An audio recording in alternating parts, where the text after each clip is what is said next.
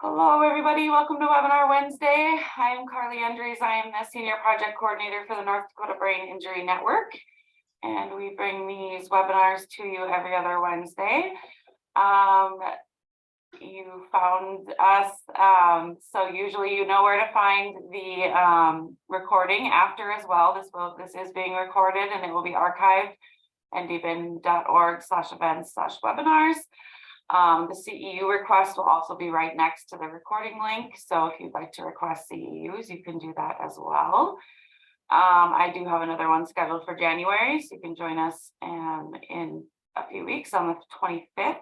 We have a survivor from San Diego who's going to share her story with us. So but yeah, I'm very excited to have Michael Hennes with us today. He is a functional neurologist with the Neural Connection, which is in Bloomington, Minnesota, so not super far away from us here. But yeah, he is going to talk to us today about how brain injury is more than just neurological symptoms. So I think that's about all I have to say about that. So I'll let you introduce yourself a little more and you can take it over. We will take questions towards the end. If you do have a question throughout, you can put it in the chat, but I will hold it till the end so he can get all he needs to say in. So take it away, Michael. Appreciate it. Yeah, otherwise I end up getting distracted and we end up being on the call for an hour and a half and nobody needs that. So, well, like Carly said, I'm Dr. Michael Hennes. I'm a functional neurologist. I co-own the Neural Connection in Bloomington. If you've been on, you notice that I'm at home today. My son is actually sleeping in the other room and he just started coughing. So we're going to keep our fingers crossed that he decides to go back to sleep, or this is going to be a really long 45 minutes for me and I'll probably start sweating, but that's okay too. So we're going to be talking about brain injury. A lot of this was developed for concussion because that's what we see mostly in our office, which are brain injuries. I realize a lot of times on events like this, we get people that have more serious brain injuries than concussions, but the pathophysiology is similar, right? So a brain injury is a brain injury. The severity does change, but the processes are all very, very similar. So like I said, I'm in Bloomington. I'm a functional neurologist, which means I'm a chiropractor. That's my training by default. That's where I started. And then very early on in school, after my first year, I started studying the brain and how it works and how can I influence it using things like nutrition and physical medicine and rehabilitation and that sort of thing. Because I wasn't really getting the answers I wanted, and I fell in love with concussions, mostly because I found out I've had several, because that was when it didn't matter. You got back up and went back in 3 plays later. And so I had some work to do there. And concussion is really kind of the epitome of the functional brain injury because you can't see them. So yeah, that's how I fell in love with that. Like I said, I'm a dad, so we're home with him today. And yeah, let's just jump into it. I like to talk really fast because I get very excited about stuff. So if you need me to slow down, take your fingers, bounce them up and down on the keyboard and have Carly yell at me. It'll probably happen at least once, but I'll do my best here. All right. So if I can make this thing work. Hey, there we go. So before we get going too far, I do speak for Erconia, the laser company. That's kind of a recent development. I used the lasers long before that happened, so my recommendations don't really change. We just talked about lasers so much in our, we'll call it outward marketing on webinars and stuff like this. We talk about laser all the time, and so they decided they liked that, so they asked us if we wanted to speak for them. So we do that once in a while, but like I said, it doesn't change my recommendations at all. Here's what we're talking about. This is a picture of the brain. It's cut in half. We're looking at it straight from the middle. So this is the middle of the brain. We've got corpus callosum in here. We've got cerebellum. We've got brainstem. You all know this. You all know it weighs about 3 pounds. It's got the consistency of about Jello. If you took it out of the skull and set it on a table, it would actually go splat because it can't support itself, and it floats in fluid. So we have to be mindful of that when we're looking at brain injury, and make sure the fluid is in the right place, make sure we're creating enough of it, make sure we're evacuating it at the appropriate rate.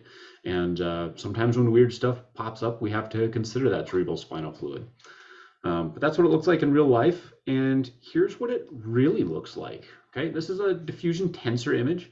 I don't think we've really found a practical use for these in the clinical sense. They're great for research, but this is essentially what the brain really looks like. It's pathways reaching from the body up into the brain, and pathways reaching from one part of the brain over to another, and pathways going from the brain down to the body, telling our body the things to do. So realistically, our brain is just a whole bunch of do you remember the old like string and cup telephone game as a kid? That's essentially what our brain is.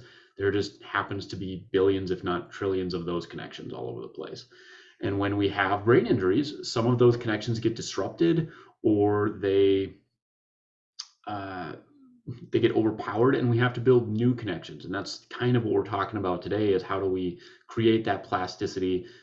We know we do create some new neurons, but not at a meaningful rate. So what we do, or our brain can do quickly, is create new connections and create new synapses. And that's really where the magic of the brain kind of happens. So like I said, concussion, although this applies to brain injury, or more severe brain injury as well, concussion falls squarely under mild traumatic brain injury. And most of what I read still links severity of brain injury to the time unconscious, which I really don't like that classification, because you could have a penetrating injury and still stay awake. It would be awful, but it can happen. But if you're never going unconscious, then you have to kind of make some educated guesses about how the severity of the brain injury is at that point.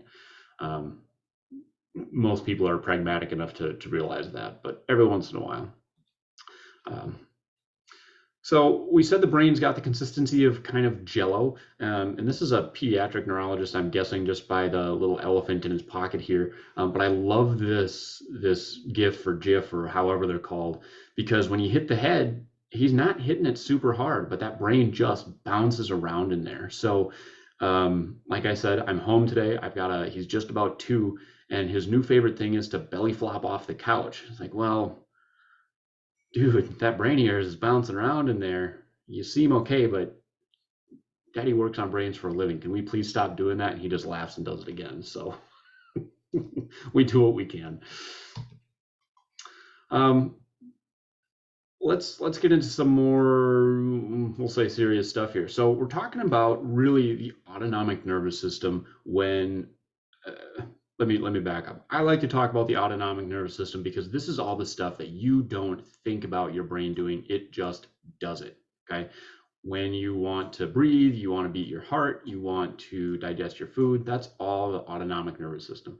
It has influences on just about everything your body does, and none of it you think about. You can influence it, right? If I told you to hold your breath, you could do that. But eventually, you're either going to pass out and your autonomic nervous system is going to take over again, or, well, then you're going to pass out and your autonomic nervous system is going to take over again. There's all sorts of different influences in there, right? We've got emotional centers, so we can increase our blood pressure when we become afraid, or we're getting chased, or when we're afraid because we have some variety of injury, right? Brainstem centers, they focus on actually the output of a lot of this stuff, and we'll cover most of this later as well. It's got two divisions, right? Everybody knows this. If you've been in this game for any length of time, stay asleep, pal. Any length of time here. I've got the security camera off to the side that we use for a baby monitor. Just let us know if you need to go. Yeah. No, we'll be okay. We've got 2 divisions. We've got the sympathetic, which is kind of the fight or flight, make you sweat, make your skin contract, make your heart rate increase, your breathing rate increase. And then we've got the parasympathetic, which is the exact opposite. You're relaxing on the couch, maybe you just ate something. All of that is parasympathetic.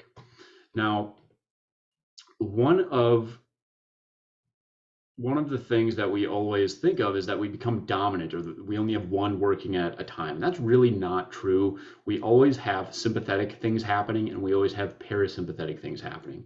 We can have more of one or the other, and that's where that dominance terminology comes in. But in reality, they're both always working. Okay. The amygdala has a lot of modulation in this autonomic nervous system, and there's a lot of emotional things that happen or are connected to the amygdala. And so when we have any variety of stress, regardless of what that stress is, we can really influence our autonomic system using that amygdala, right? So fear is a big one with that.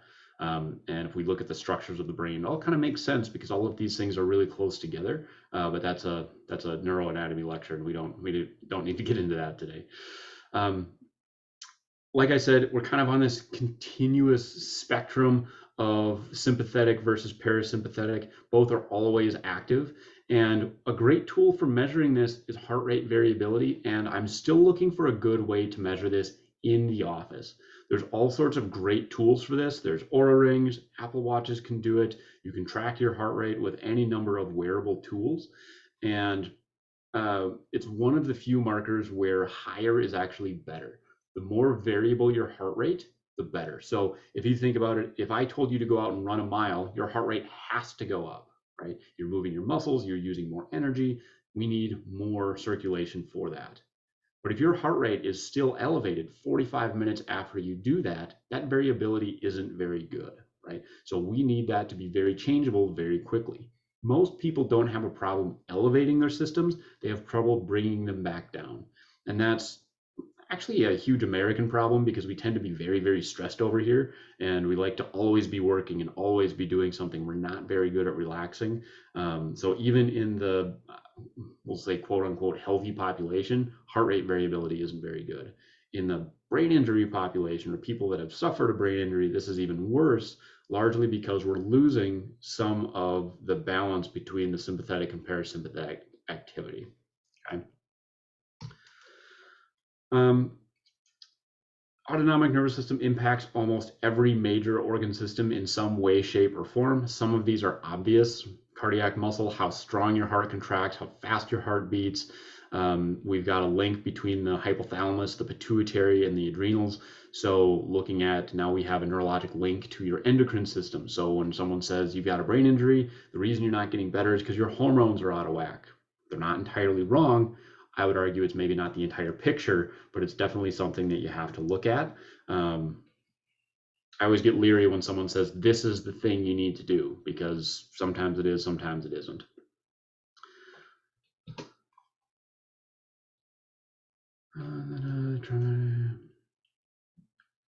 Sorry, my notes disappeared on me. Autonomic nervous system, it influences every part of the body, but it also starts to influence the immune system, or we can have inflammation from the injury start to influence other systems as well, right? When we have an injury, we start to get some inflammation, and it makes sense that the brain doesn't work as well as it should. The neurons are damaged, maybe they're stretched, maybe they're compressed, maybe they're severed from, like I said, a penetrating injury, or they're not being perfused because we had a clot or we had some bleeding damage. However the injury occurred, the neurological symptoms make sense, right? It's when we start to see other things that aren't directly neurologically related. So we get inflammatory cascades. We can get inflammation that then causes immune dysfunction, right? So we get massive amounts of these catecholamines, which are essentially just chemical messengers, right? Neurons communicate by electricity, actually sending a small chemical over a very small gap. Catecholamines are more of a in the bloodstream floating around, and they signal our cells a little bit differently. Another one is cytokines. Cytokines get a bad rap, but again, they're just messengers. But when you have too many of them, it's like someone screaming in your ear. They're just trying to communicate. They're just doing it the wrong way. Okay. We can get multiple different things happening with this. One of them, when we have this excitatory barrage, is a lot of increased sympathetic activity. And when we have that, and the immune system is active for so long because of the inflammation, we actually end up with a depression of that immune system. So now we have our first non-neurological symptom, right? We have actually activation, and then depression. So if you think about this, and we'll talk about this a little bit later, is the longer someone has whatever problem it is, be it a brain injury or any other kind of injury that's causing inflammation, the problem tends to compound because their immune system isn't doing its job. They end up getting sick. They end up having other problems develop over time, right? We've all seen this. We can also see function, and we talked about this in the HPA axis. Hypothalamus is the part of the brain that really links into our endocrine system. The pituitary is the part that actually releases the initial hormone stage, and then the adrenal is just one of the end organs with that. So this usually gets ramped up when the adrenals fire. They release cortisol. That makes us very sympathetic. If you ever, I have a great example of this. I was driving on, well, actually recently this happened again, but the moment that sticks out was that was probably 10 years ago now. I was driving down the highway a day like this, nice and slippery out, and the car in front of me all of a sudden is spinning and facing me the other direction. We're all going way too fast for this. But what do you feel? You feel like someone kicked you in your stomach. What is that? That's your adrenal glands releasing all sorts of hormones to tell you to wake up and have really, really quick reflexes, right? We've all had a scenario like that, kind of that butterfly on the stomach. That's that adrenal axis being turned on to tell you to wake up. So how does trauma then influence heart rate variability, right? Heart rate variability, like I said, is the ability of your nervous system or your heart to change its speed based on what you're doing. This, in a normal, healthy individual, should be very, very quick. And we don't have a great baseline for how fast this should happen. However, if you look at people that train their entire lives, think the Olympic population, when you watch the Olympics, what do you watch? You watch the 100-meter dash, and you see people running all out, and then all of a sudden they're done with the race and they look like they could go take a nap because they're just bored. That's heart rate variability. They were going super hard, and now they're just relaxed because their body is very good at going very, very fast when it needs to, and then recovering, right? That's heart rate variability in a nutshell. We should have continuous variation between that speed. But when we start to have damage, or the immune system, or the nervous system has other things to concentrate on, we can use this as a marker to tell what that balance between the sympathetic and the parasympathetic tone is. Remember, both are always working, but one can more or less become dominant, right? We see other links across other disorders, especially in the psychiatric world. Generalized anxiety disorders, PTSD, sympathetic-based reaction to environmental triggers. So you see something in the environment and it brings up memories that maybe you don't remember the memory, but you've got emotions associated with it. PTSD, essentially. And TBIs are really associated with these things in the post, but also prolonged symptoms, especially in concussion. If you have an anxiety disorder, if you have PTSD, if you have depression before your injury, before the concussion, it really points to worsening outcomes for post-concussion syndrome or persistent symptoms. So one of the things we do at the start of every sports season, high school sports season more or less, is we send an email blast out to all patients and say, hey, make sure you're getting your baselines, make sure you're dealing with these symptoms, mostly because concussions in high school sports are more or less inevitable. It's just a matter of if you catch it and if your kid's willing to tell you that they have one. But if we do, we have to work on it quickly so we don't develop this post-concussion syndrome, right? Because we know that these are risk factors. If you have them, there's really no sense in ignoring them. See, I'm talking too fast again. Central nervous system, these are all the things it influences. More specifically, this is what autonomic function kind of presides over. Central nervous system is just the brain, the spinal cord, influences everything we do, right? Decisions are made up here based on information that comes in through our spine, through our fingers, through our toes, through our eyes, all of that sensory information. Our brain acts as a computer, makes the decision and sends it back out. The things that aren't directly under our control are listed here. That's all that really shows. Closed captioning, that's a cool tool. I really need to slow down now. All right, so damage to the brain can do all sorts of bad things to our immune system as well, right? It can cause blood vessel sensitivity, blood-brain barrier integrity. It really can influence all barriers, but we're talking about brain injuries, so we'll talk about the blood-brain barrier specifically. We'll also get into gut barrier a little bit. We can get depressed immune function. Neutrophils are just a white blood cell, natural killer cells, and we get decreased function the longer that we end up being inflamed.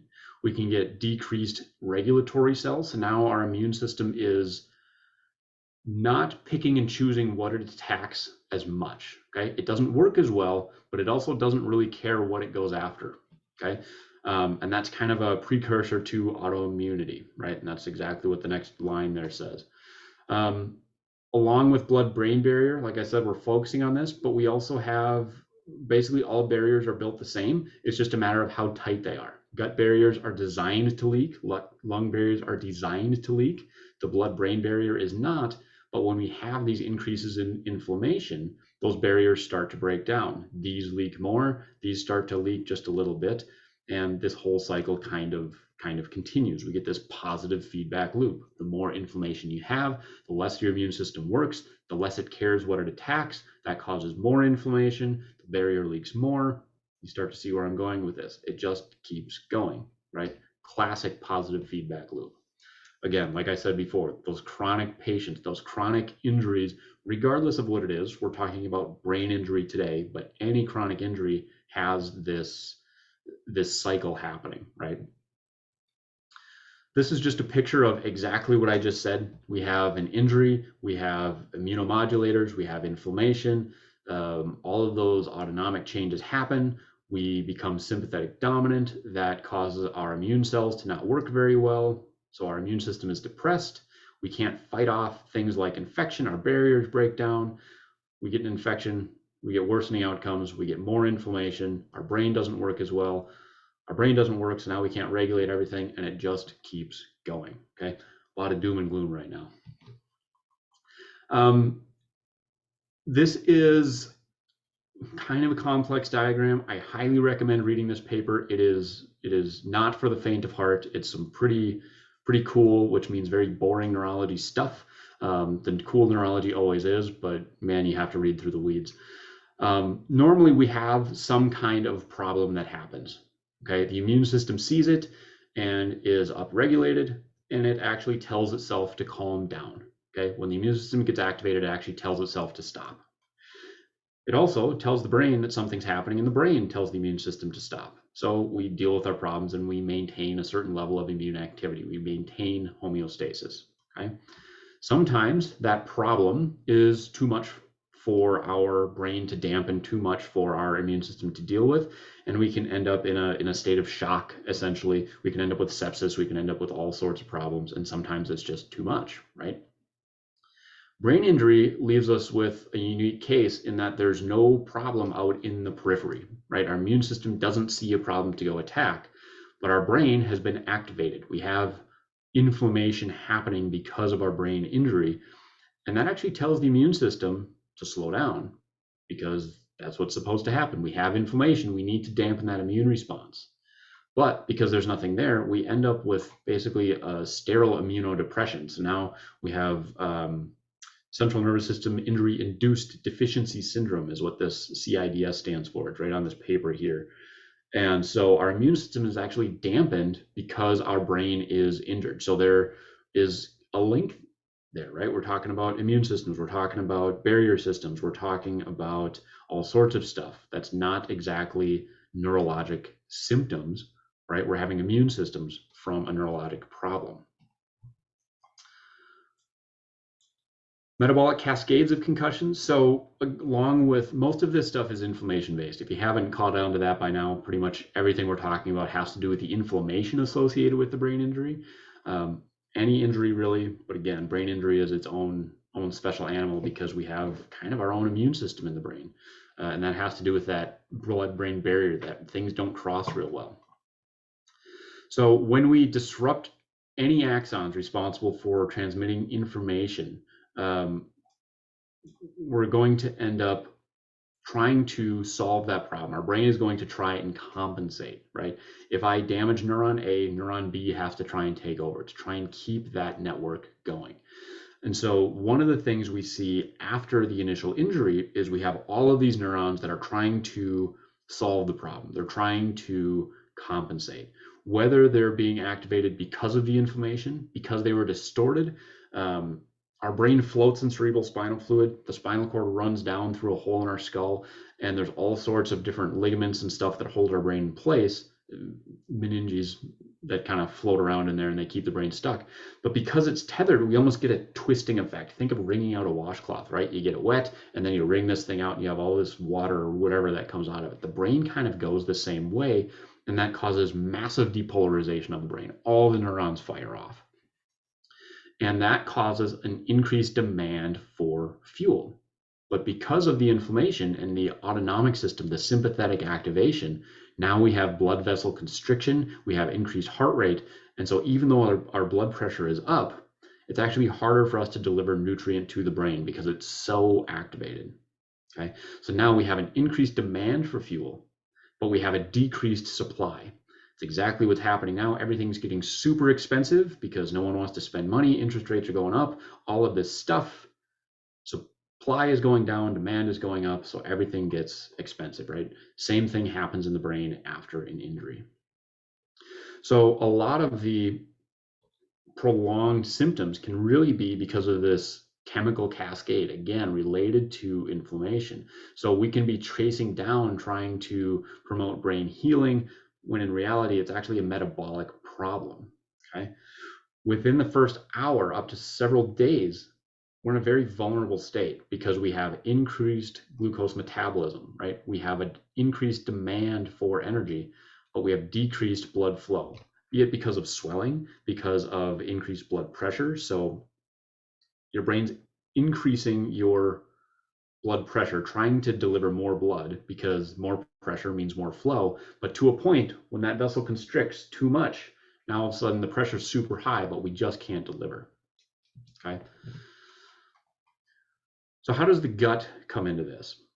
The central nervous system influences gut tone. Let me back up. The gut is kind of a colloquial term for the stomach, the small intestine, the esophagus, kind of everything between your mouth and the back door. It can talk about microbiome. It can talk about the cell layer in the small intestine, large intestine, the barrier. It's all included in the gut, so we just say gut rather than listing it off every single time, okay? When we have an injury and our autonomic system defaults into the sympathetic world, our gut ends up being neglected. So we have a secondary effect of the gut not working very well, okay? It can lead to all sorts of complications with gut function. So if it's just not working very well, okay? Specifically, it can increase permeability. So like I said, the gut is supposed to leak. It just does. It has tight barriers, but they tend to leak a little bit, but they start leaking more. And this causes its own world of problems, which we'll get into. So what am I talking about? This is a picture of what actually happens. This is in a lab in rats, okay? This is one of those studies that you can't do on humans because they really, really kind of frown on causing brain injuries. So we do things on rats or cats, or if you really have the money, monkeys. But sometimes we have to draw conclusions the best we can. So what they did is they took a sample of the small intestine of a rat pre-injury. They knocked them out. They took a little biopsy out, and then woke them up a couple hours later. And this is what the small intestine looked like, right? This is the middle of the small intestine. So in us, that small intestine is roughly 20 feet long. We're talking about the 10-foot mark here, okay? Like you can tell, we've got all of these little fingers. These are designed to increase surface area. So your food floats around through here, and then it actually comes up and actually passes through these cells, gets packaged up really nice, makes its way through, and then ends up in our bloodstream where it goes to our liver, and we can pull all of the goodness out of there and package it and use it appropriately, okay? But if you look real close, there's really only one cell layer here, okay? So that's where that one cell layer comes in. So what they did is then they knocked the rats out again, and they opened up their skull this time, and they took a little pin or a nail or something like that, and they dropped it from a set height so that all the rats had the same injury. And they dropped it right on a part of their brain. I don't remember which part. If you want to figure it out, you can read this study. It's actually a really cool study to read. But what they did was they took that same spot, in the exact same spot of the small intestine, they stuck it under a microscope, and this is 6 hours later. Okay, same spot, still but we had a brain injury, we had the inflammation, and we stopped regulating that gut function. And so we can see that breaks down really quickly, and the same process more or less is going to happen in us. Now, in all fairness, some inflammation would obviously be caused by both surgeries. They had to go in, they had to get a biopsy, they had to open up the rat's skull so they could drop a pin on it, they had to go in and do a secondary biopsy. So yes, inflammation was up, but it doesn't really matter where the inflammation comes from. Inflammation is all over the place. If you've ever had a concussion, or you have a brain injury, or someone you know does, what happens? Their symptoms improve over time as they do some work, but then they have a bad day. They stub their toe really bad, they sprain their ankle, and all of a sudden their brain fog comes back, or their symptoms are flaring up. Why is that? My toe, it is connected to my brain, but not in that particular sense. The inflammation, however, that develops in your toe because you hurt it, ends up as chemical messengers in your bloodstream, and that goes everywhere. Okay, inflammation is an all or none really phenomenon, so it doesn't really matter where the inflammation comes from. Obviously, if it's in the brain, it's going to be more local. If you stub your toe, you're not going to get swelling in your wrist. It doesn't really work that way, but the chemical messenger does go everywhere. Okay. So when we see that we have an altered brain function, we have to assume we have altered gut function. But likewise, pre-injury, post-injury, what have you, if we're looking at the gut and all of a sudden you're having all this problem with food you used to eat, or you're just, I don't know, developing foul gas or any of this stuff, we have to also assume that your brain just isn't doing what it should either. What happens to one happens to the other. We actually have a massive amount of neurons in the gut. It's responsible for most of our serotonin production, actually. There's a lot of research in gut function in Parkinson's right now, and there has been for probably about 20 years already. So we know if the gut barrier is affected by an injury, we know the blood-brain barrier is also affected. We know the lung barrier is affected. We know the sinus barriers are affected. All barriers are built the same way. They have varying degrees of permeability, but if one is affected, they're all affected. Why? Again, because that inflammation goes everywhere. Okay. When we start to see this permeability increase, we start to see these membranes, these tight junctions start to break down. And now we can't protect ourselves against foreign invaders. We can't look at protecting ourselves from the outside world. And so we open ourselves up to these things. I'm not saying they happen for sure, but one of the precursors for autoimmunity, there's 3 of them. You have to have a genetic predisposition, you have to have a leaking immune barrier somewhere, and you have to have a triggering inflammatory event. Okay, so what does this look like? You have a family history of celiacs, but your brother does not have it, but you do.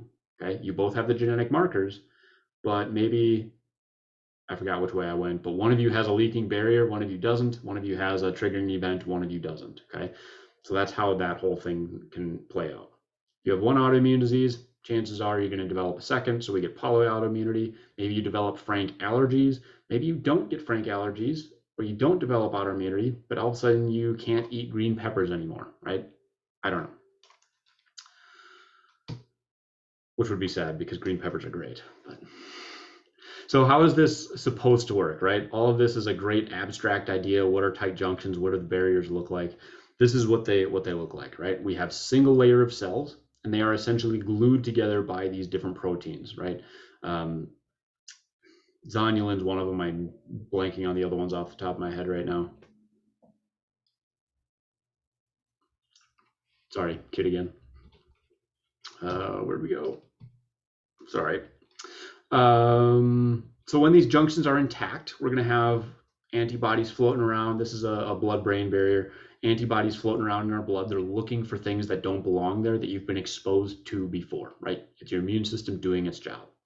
But in the brain, as long as the junctions are intact, antibodies aren't getting anywhere. Doesn't matter if we increase the number of antibodies, they're still not getting in to our parenchyma, into the greater parts of the brain, right? They're staying exactly where they belong. When these barriers break down, all of a sudden we might get one that gets in there once in a while. And remember, our immune system isn't paying attention to what it attacks anymore. It's depressed, but it doesn't care. It's not as selective about what it goes after. And so we can get some cross reactivity. If something looks pretty close, it might start paying more attention to, in this case, a neuron than it should. Once our immune system finds something, it's going to latch onto it, or we have increased inflammation. We're going to have more antibodies, and we're going to have more and more damage. So these junctions are actually pretty important to protect us from ourselves. Okay? If these are intact, it doesn't matter how many antibodies you have, they're not going to be able to get after different organ systems. So this basically just runs through that. We have a leaky barrier, we have autoimmune reactive antibodies, they get in, they latch onto something, and now all of a sudden we have an autoreactive T cell. We have a regulatory cell that found one of our own body parts and decided, I don't like you anymore, I don't want you here, we're going to bring in the troops, and that causes all sorts of issues. We have more inflammation, more inflammation, and again, it goes back to that previous slide where more inflammation causes immunodepression, causes problems in the brain, and that cycle just keeps continuing on again. This slide is really dense. There's a lot of things happening here. Basically what it means is when a neuron fires, there's a process of things that happen, okay? We have sodium that rushes into a cell, polarizes it, that takes energy. We then have to pump that out so that we can keep our voltage the same. We have to release neurotransmitters, and then we have to send a signal down the cell. What ends up happening is inflammation is we have free radicals, okay? Reactive oxygen species. We have oxidative stress. This is why you're supposed to take antioxidants, right? To deal with these things. In our body, we make a very strong one called glutathione. It's fantastic until we don't have enough of it. When that happens, here's the main takeaway of this, is we have mitochondria in our cell. They're power plants of our cell, and they work basically off of a calcium exchange, calcium ions. But when we have something like an injury, we release way too much calcium into those cells, and we can start to damage those power plants. And now we can't create enough energy to keep our neurons working appropriately. And that actually leads to more inflammation. If you can't tell, everything here leads to more inflammation. Inflammation gets a really bad rap. We need inflammation because it tells our immune system that there's something going on. But just like everything, if there's too much of it, too much of a good thing becomes a very bad thing. So we have to deal with that inflammation. So magnesium levels are reduced after a TBI, and that's not great because one of the best ways to deal with that calcium influx causing damage to those mitochondria, the power plants of the cell, is to actually plug that hole with magnesium. That's the way it's supposed to work based on these NMDA receptors. Doesn't matter, that's just what they're called. They allow calcium to rush into a cell, but they actually plug themselves up with magnesium. Well, if we're deficient in magnesium after an injury, we're deficient in magnesium in this country anyway, because we don't eat a lot of seafood, is largely where it comes from, and nuts and all sorts of other things. Good news, magnesium's super cheap, right? I've got a big tub of it. It cost me like 20 bucks. It'll last me like 4 months. So you can supplement it pretty easy. There's all different kinds. Find a provider near you, and you can pick one up. I use cheap stuff. You can get really, really expensive magnesium that's specific for brain, but magnesium gets used everywhere. So I tend to just use the cheap stuff unless it's really not cutting it, and then we can move on. So like I said, it gets used everywhere. So multiple different mechanisms of where this could break down. It gets used in the Krebs cycle, which is for energy production. It gets used in plugging these NMDA receptors. It gets used as cofactors. It gets used in the thyroid. It gets used in blood cell synthesis. So like I said, if you're deficient in magnesium, you can't look at it and say, well, you're deficient in magnesium, so your brain's not working. You just need to take it for your brain. No, you need magnesium everywhere, okay? Continuing on with this overload of the brain, when we have an injury, we open up these NMDA receptors. They function off of a neurotransmitter called glutamate. Fun fact, glutamate is what, if you ever eat like Chinese food and you kind of get that buzz afterwards, MSG, you're basically kicking your brain into overdrive because you're just eating all this. Don't get me wrong, it tastes fantastic, but too much glutamate and you open up the calcium channels and allow that calcium in. But when we end up overstimulating, we can actually cause reactive oxygen species, free radical damage, and that can lead to lipid peroxidation. Our cells are lined with lipids, so now you have these things getting inflamed. That can spread to white matter, which makes our neurons work very, very quickly. It changes the speed of conduction from a few feet a second to hundreds of feet, thousands of feet per second.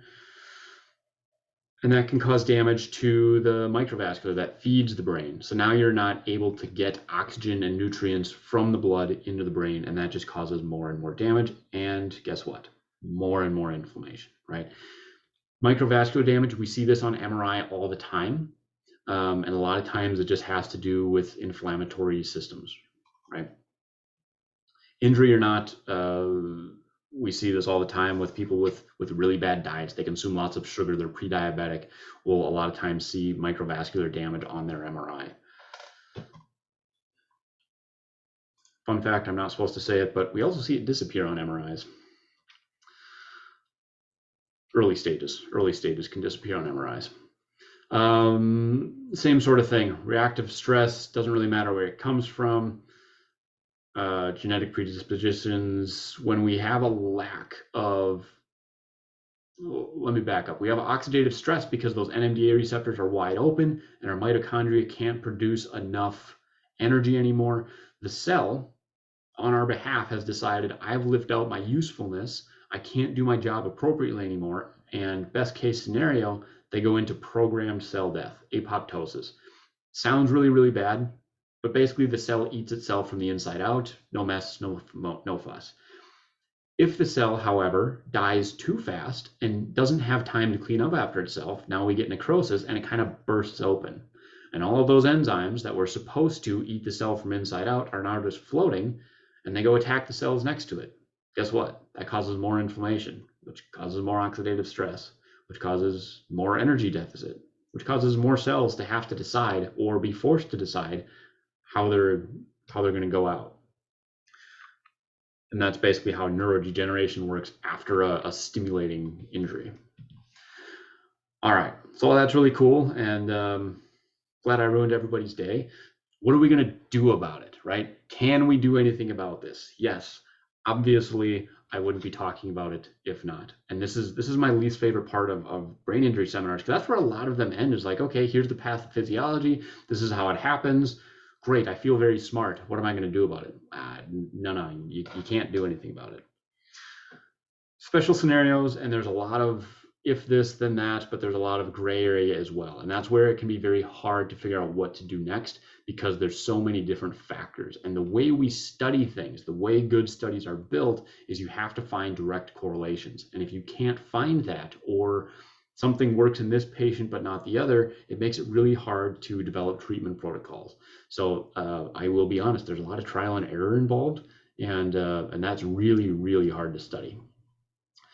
So everything is connected. That's essentially what this diagram is showing. Your brain is a big computer processor, and what we need to do is keep that computer from overheating or being overstimulated through things like inflammation, right? We have to deal with that. We have to deal with the information coming in. We have to deal with the decisions your brain is making about that inflammation.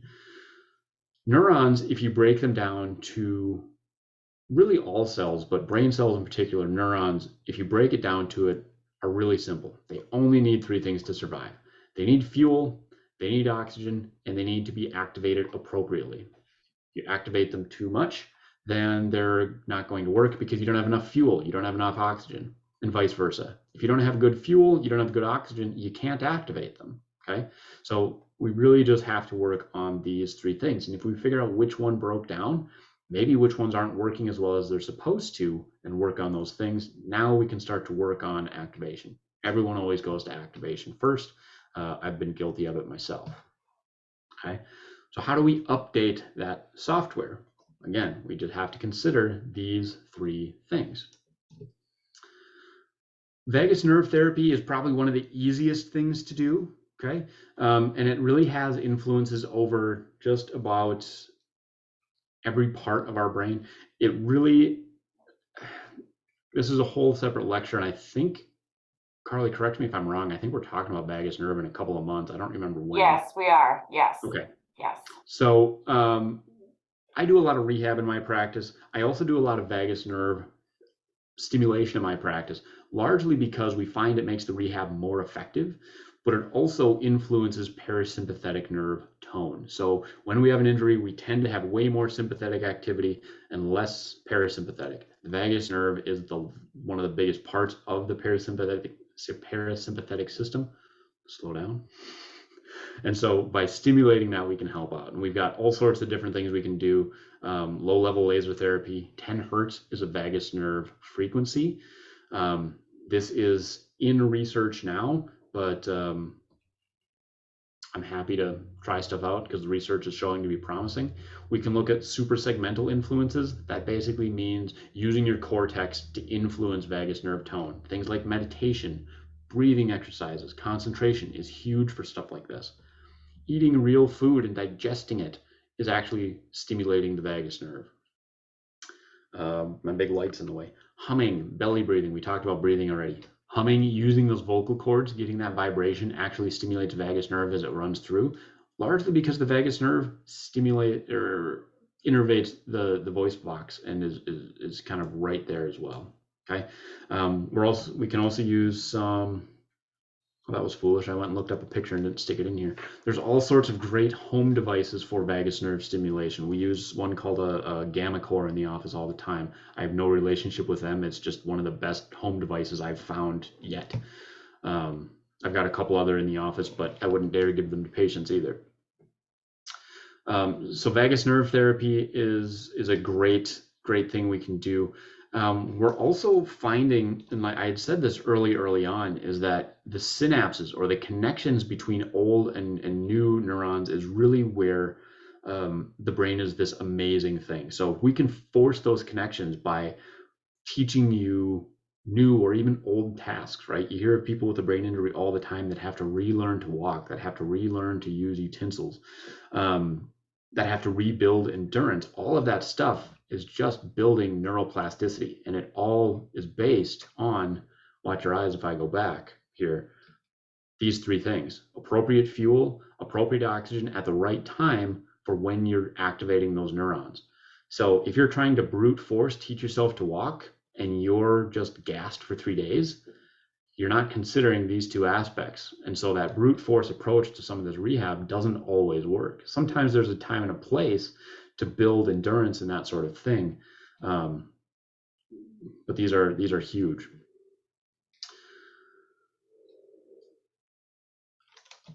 Like I said, we can build new cells to the network, but it's really the promoting of new synapses, new connections between old neurons that already exist to rebuild those networks. Because although we can build new neurons, it's so slow that it's not entirely useful sometimes. Okay. That was a lot of information. That was a lot very quickly. Does anybody have any questions? If you have questions you can't think of now, you can either, I don't know if I can throw you under the bus, Carly, but you can email Carly, or there's my information. Yes, too. you can definitely do that. Yeah, so that was so interesting. I love all this information. Who has questions? Anyone have particular questions for him? Ooh, Shirley's in Minneapolis. Hi, Shirley. Leslie has a statement. Sure, Leslie, go ahead. Hi there. This was totally right up my alley. I've been researching all this stuff, and I just wanted to say, I have that all written down because I tend to forget things. I had major depression before my brain injury, but so it didn't get worse, but once I left the narcissistic family, it went away and didn't get worse. And I've been in sympathetic state for 4 years, but craniosacral therapy helped bring me out. I still have it a bit. And I think my body was so susceptible to things a couple years ago. And I was in a water damaged building. And after that brain injury, so I got very sick and almost died from the mycotoxins from the mold. So I'm thinking, whatever you said, you touched on, that happened to me. My body was very susceptible to that. And then that mycotoxin mold poisoning caused so many things. It was like a trickle effect. NCAS, have tons of allergies. I can only clean with baking soda and vinegar. I mean, the list goes on and on. But I'm still a happy camper. Thanks for listening. Absolutely. Yeah, mycotoxins are a bugger, and they're kind of hard to find sometimes. They're really hard to test for, unfortunately. There is testing, but the testing tells you if you're there and if you're excreting them, but not necessarily if you're dealing with them. So the testing for it's tough to do, and it's not cheap, which is the other problem. I have a question. Can you speak on COVID, the effects of COVID on the neurological systems? And it kind of plays into everything we talked about. COVID's a massive inflammatory thing. We know that COVID also is known for attacking the lung barrier, which is just another immune barrier. So it really is just another avenue for creating all of this inflammation, right? You've got a viral load, you've got a massive viral load that's causing immune activation. The longer it gets activated, the less selective it gets, the less effective your immune system is. So all of the same processes, again, like I said, we were talking about it in relation to a brain injury, but it doesn't really matter where the inflammatory process comes from, right? It doesn't matter if it's COVID, doesn't matter if it's chronic flu, doesn't matter if it's autoimmune disease, brain injury, mycotoxin exposure. All of it ends up being the same, we'll say basic process, right? Obviously the particulars are different, but the end result ends up being the same. Now, when you mentioned about magnesium, could you say more about that? If I go into a pharmacy and just request, them to show me magnesium, what do I look for? How much do you recommend taking? I can't tell you how much I'd recommend taking, but I can tell you which one I use.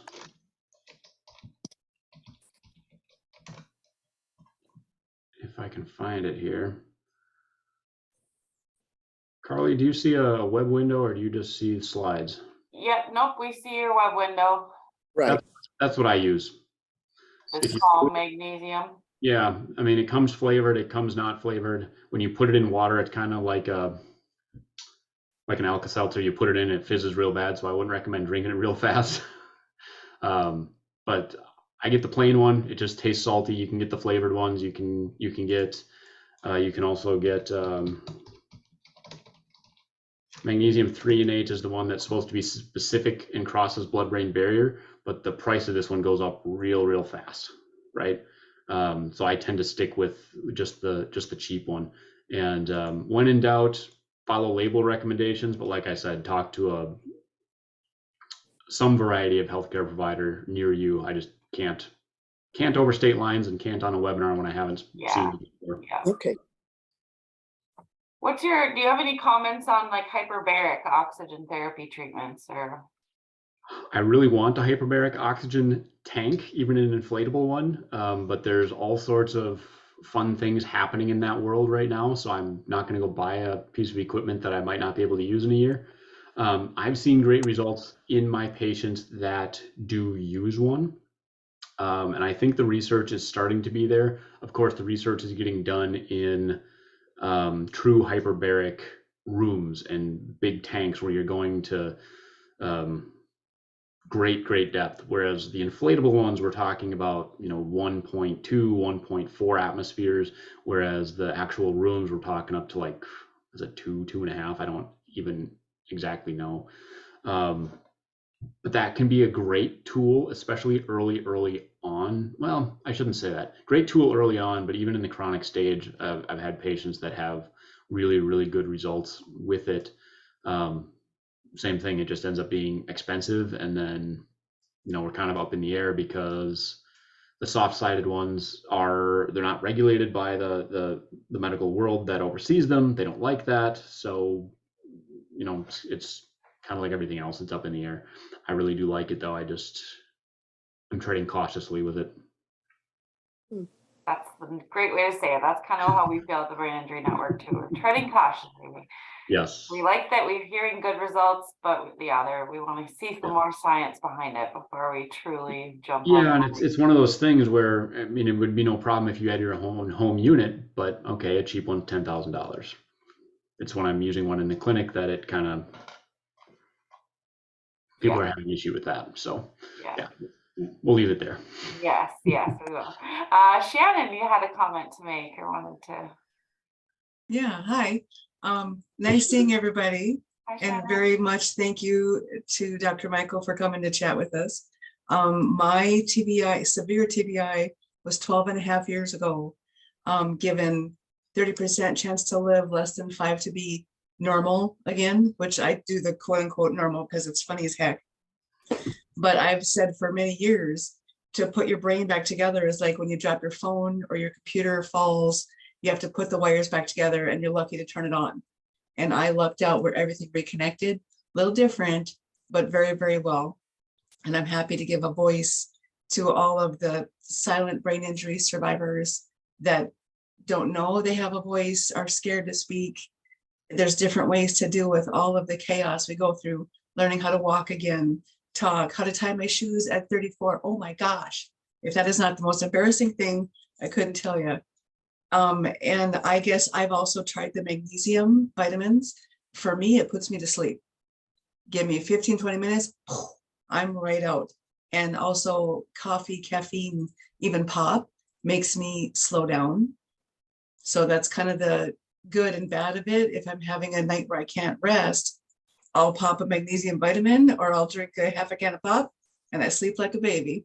So everybody's brain is built a little different. And when you rewire the whole thing, oh, good heavens, have fun figuring out all those bits and pieces.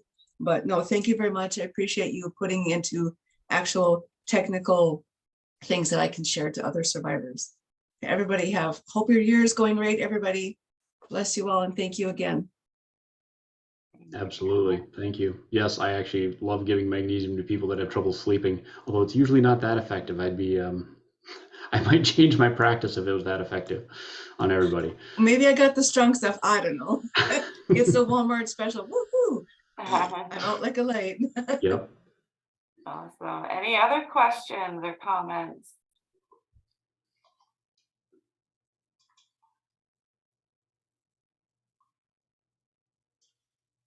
All right, I am not seeing any. I think we will let you go. Take care of that little man, huh?